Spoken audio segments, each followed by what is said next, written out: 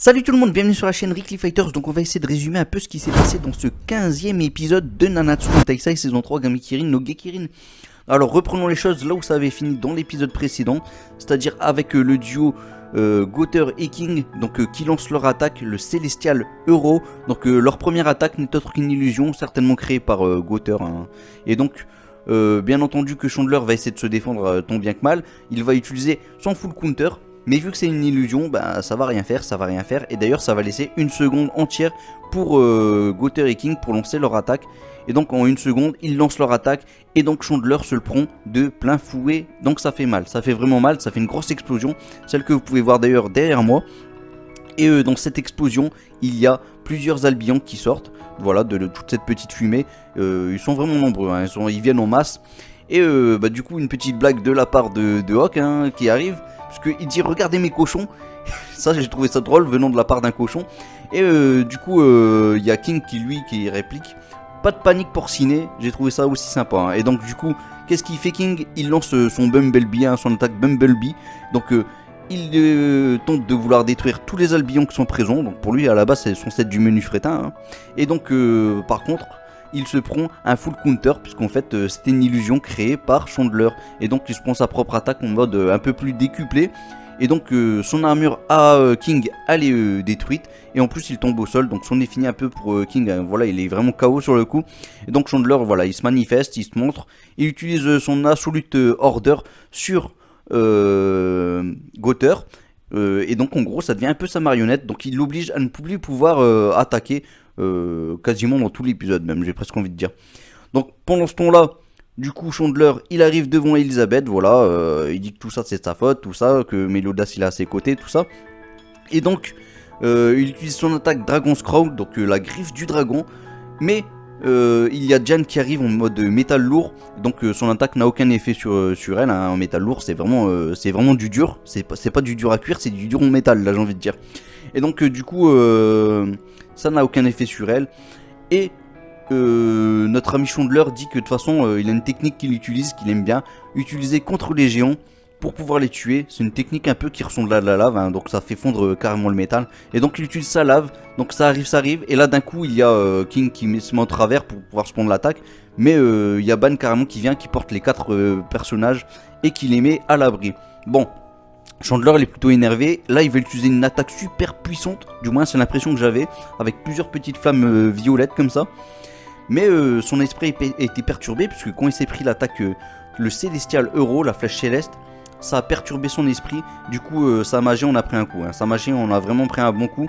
Et donc il n'a pas pu exécuter son attaque, qui demandait certainement beaucoup de magie, j'imagine. King du coup en profite pour se relever. Il utilise sa Chastifol Nounours, bam, et sa Chastifol Nounours donne un bon coup de poing à Chandler, et donc il est mis au sol.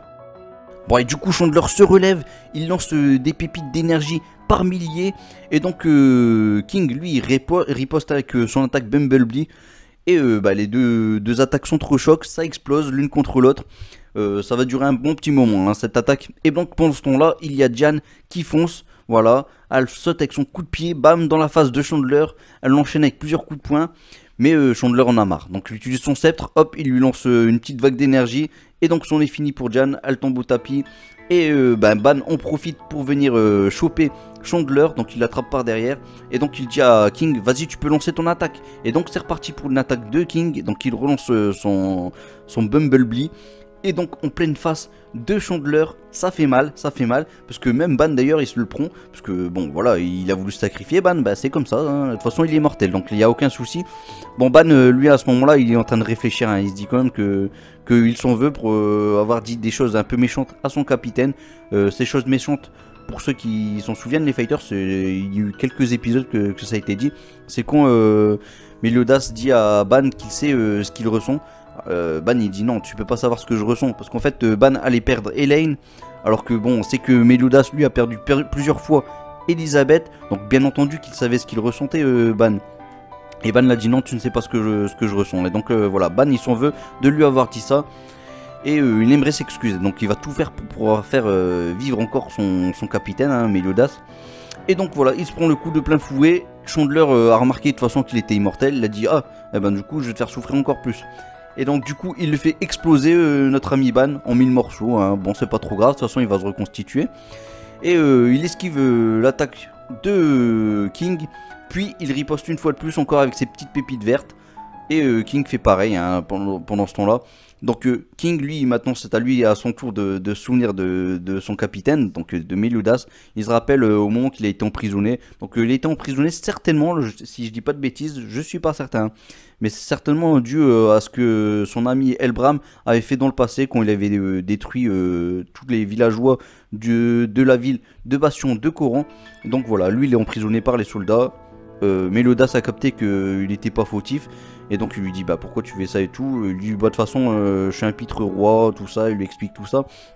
Et Meliodas il dit bah en tout cas moi j'ai jamais vu un roi pleurer.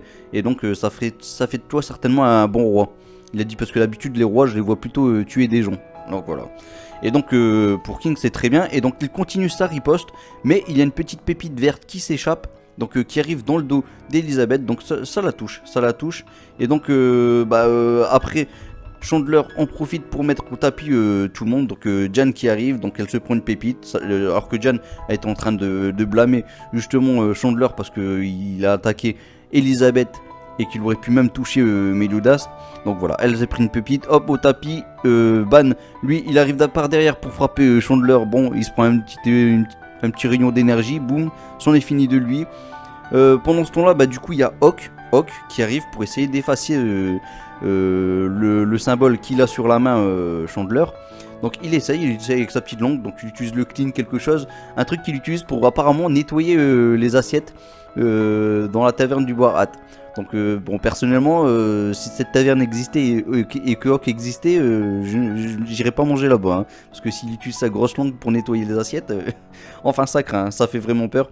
Et donc apparemment il y parvient peut-être un petit peu, mais ça on le saura un peu plus tard dans l'épisode. Mais Chandler il se débarrasse un peu de Hawk, il le met au tapis. Bon, pendant ce temps-là, Chandler il met au tapis vraiment tous les Tai-Tai qui s'étaient relevés. Et Elisabeth elle utilise son soin sur tout le monde, voilà, elle soigne vraiment tout le monde. Et donc du coup Chandler tente de vouloir utiliser encore une fois sa petite pépite verte pour se débarrasser de King, qui n'aurait pas eu le temps forcément d'utiliser son Bumblebee. Et il y a Gunther qui arrive, qui utilise sa magie, ce qui a empêché justement King de se faire toucher, et de justesse. Et donc à ce moment là King utilise vraiment un gros Bumblebee, hein. Je pense que c'est un gros Bumblebee, peu importe, j'ai jamais vraiment vu cette attaque. Ça fait une grosse boule, un gros rayon roux doré qui transperce le bide de Chandler. Donc voilà, son ventre est complètement transpercé. Et donc là les Tai-Tai pensent avoir vraiment gagné. Donc d'ailleurs notre ami Hawk il en profite pour utiliser son attaque chorizo sur le corps, sur le cadavre de Chandler, même si on va voir que finalement il n'est pas encore mort. Bon et du coup on retrouve Gunther qui lui dans son petit coin commence à se désarticuler. Bon il y a ses bras qui se mettent dans tous les sens là, il est en mode un peu tordu. Peu importe, il tombe au sol. Elisabeth essaye de le guérir mais ça fonctionne pas la guérison sur lui. Et bien plus loin, donc dans la ville de Camelot, on retrouve Cutzak qui verse du thé à Zeldris. Donc ils sont au courant de la situation apparemment. Et justement, la tête de Zeldris a été plutôt bizarre. Et Cutzak en profite pour lui demander pourquoi il fait cette tête. Est-ce que c'est à cause du thé ou est-ce que c'est à cause de la situation? Et Zeldris lui dit bon, c'est pour les deux. J'ai trouvé ça plutôt drôle aussi. Et donc il dit bon, en tout cas ce qui est drôle c'est que il a perdu contre les Tai-Tai, mais du coup il va quand même utiliser sa vraie nature. Donc voilà, c'est ce qui se passe. L'épisode finit comme ça. Donc Chandler se met en mode un peu plus démoniaque, avec son ventre qui rétrécit mais qui devient plutôt musclé, et ça fait plaisir, avec des ailes qui lui poussent au dos.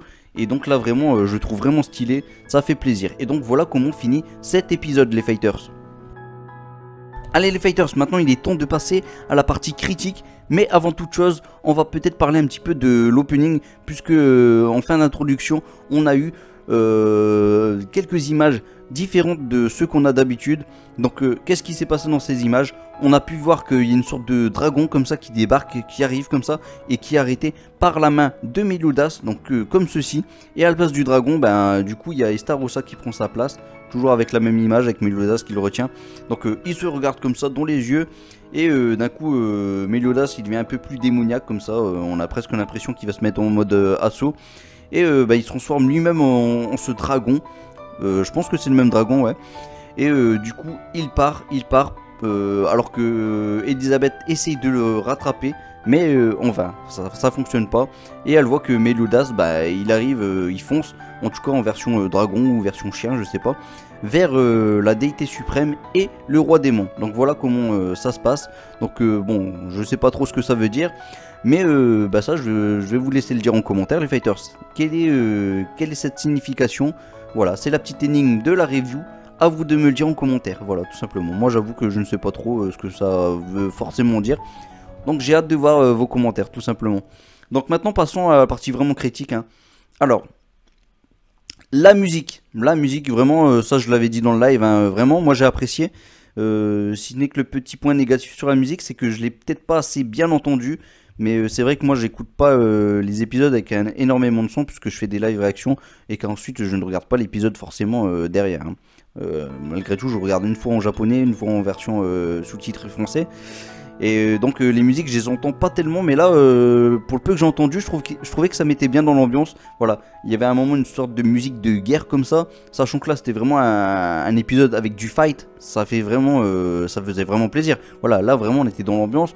Il y avait des musiques un peu tristounées comme ça pour les flashbacks, que ce soit avec Ban, avec même Jan, puisqu'à un moment aussi elle est un petit peu tristounée quand elle parle des couples de Lane, Ban, Meliodas et Elisabeth, de Nadia et Nadia qui est décédée, mais bon, peu importe. Et donc elle parle de toutes ces personnes. Il y a King aussi qui se rappelle de son passé, voilà, quand il avait croisé le capitaine pour la première fois. Donc voilà, là franchement on a été mis vraiment dans l'ambiance, ça faisait plaisir.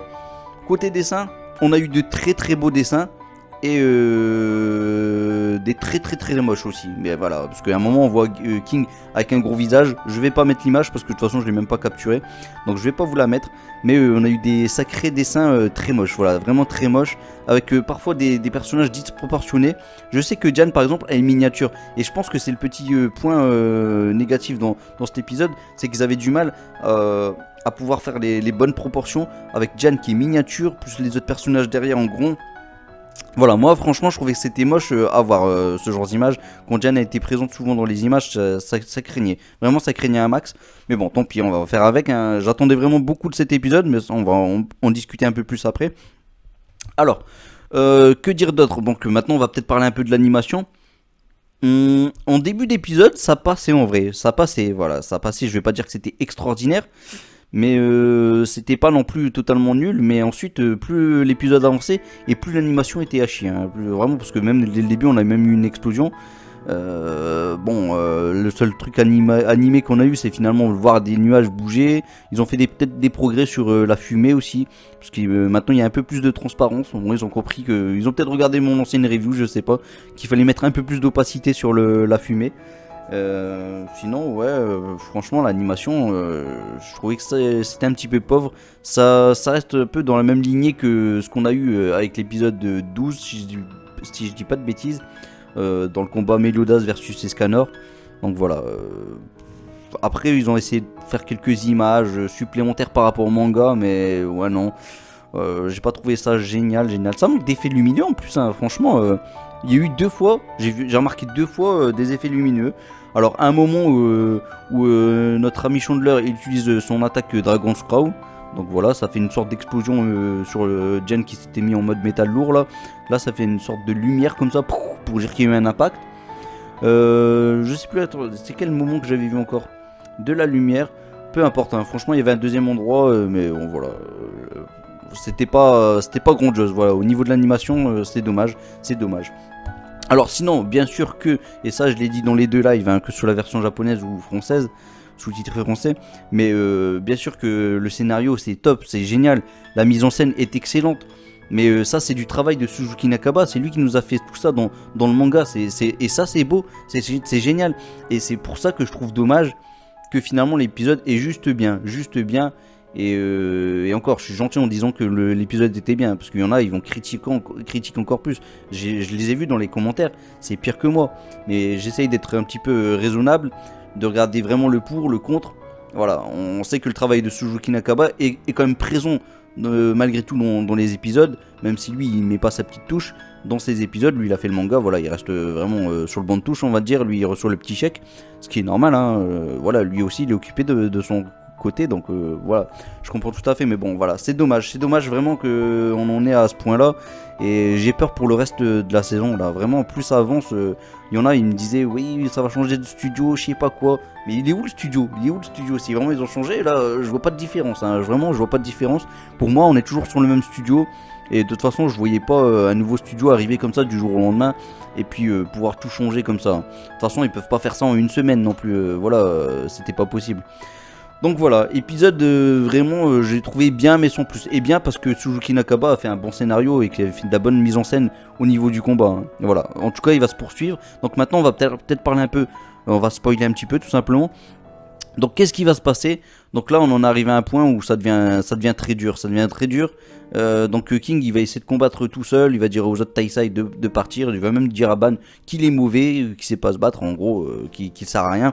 Et donc voilà, ils vont devoir partir. Et il y a Gloxinia et Droll qui vont arriver et qui vont faire partir justement nos amis Taisai pour leur sauver la vie. Hein. Et ça va réussir. Et donc ils vont combattre Chandler.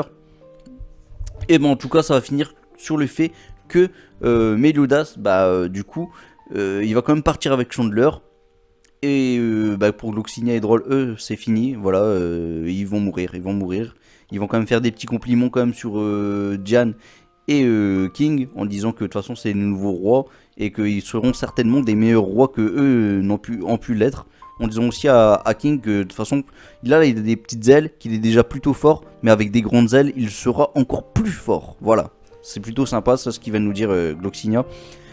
Sinon voilà, chose peut-être intéressante qu'on aura certainement peut-être dans le prochain épisode, ou en fin d'épisode en tout cas.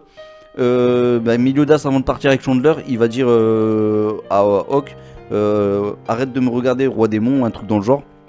Et donc là on va comprendre qu'en fait le roi démon peut voir à travers les yeux de Hawk. Et donc Merlin, elle va trouver l'idée de pouvoir retrouver les émotions de Meliodas en allant au purgatoire. Et pour y aller au purgatoire, il suffit de rentrer à travers les yeux entre guillemets de Hawk pour pouvoir arriver au purgatoire, puisque voilà, c'est une sorte de brèche pour pouvoir y accéder. Par contre, petit problème, c'est que là-bas, il fait super chaud, il fait super froid, c'est méga acide, il y a de la pluie acide qui tombe tout le temps. En gros, tu peux pas y vivre. Il y a même quelqu'un de la famille, il me semble, ou de la ville, peu importe, de Merlin, qui va tenter d'y aller, mais qui va revenir en étant en mode handicapé, quoi, mais qui peut même plus parler, tout ça. Enfin bref, un vrai légume, quoi. Et donc le seul personnage assez fou pour pouvoir y aller là-bas, et c'est Ban. Donc Ban va y aller pour récupérer les émotions de Meliodas. Et donc il est fou, il va y aller. Et donc on le retrouvera plus tard, pas tout de suite, pour savoir qu'est-ce qui va devenir de Ban. Et ça c'est incroyable ce qui va se passer. Ça c'est incroyable, mais je vais pas vous le spoiler puisque c'est pas ce qui va se passer de sitôt. Donc voilà, je vais arrêter sur les spoils. Je pense que j'ai assez spoilé.